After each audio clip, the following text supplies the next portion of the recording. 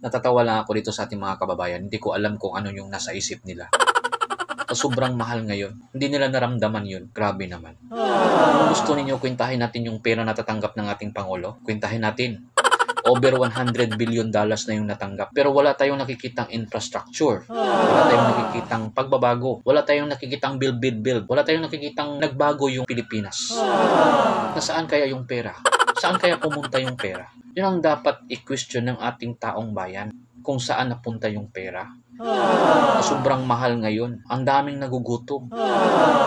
Alam nyo ba yung taxes natin? Trillion ang natatanggap nila taon-taon. At saan napunta yun? Grabe ang mahal ngayon. Hindi na matake yung mga presyo at saka yung mga services. Napakamahal. Ang trabaho ng ating government, guys, to reduce our price. That is the government mandate.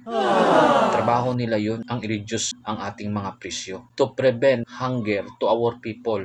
To make it affordable to our people. Yun ang trabaho ng isang president. Basic lang yun. Nasaan kaya yung mga donation? Billions of dollars. Nasaan yung mga investment? Billions of dollars. Bakit wala tayong nakikitang infrastructure? Wala tayong nakikitang pagbabago? Wala tayong nakikitang build? At wala tayong nakikitang kahit rehabilitation na lang. No, katulad ni Duterte, yung nalinis yung Boracay, nalinis yung Maynila, nalinis yung lahat-lahat. Ngayon, sobrang dumi. At puro pa-corrupt yung in-appoint niya. Doon sa Senado, iniimbestigahan ni Tulfo. Palagi na lang yung mga investigasyon na wala namang nangyayari. Na sobrang talaga yung country natin. Hindi ko alam kung bakit walang action yung ating taong bayan na tayo yung powered by the government. Kasi democratic country tayo. Our government is powered by the people.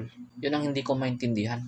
Ano ba? Kumakain ba to ng bigas? O hindi ko alam kung kumakain to ng bigas. Hindi naramdaman yung presyo ng bigas natin. Yung mga necessity needs natin. Ito lang advice ko. Kung wala kayong tamang pag-iisip, advice ko sa inyo, makiramdam kayo.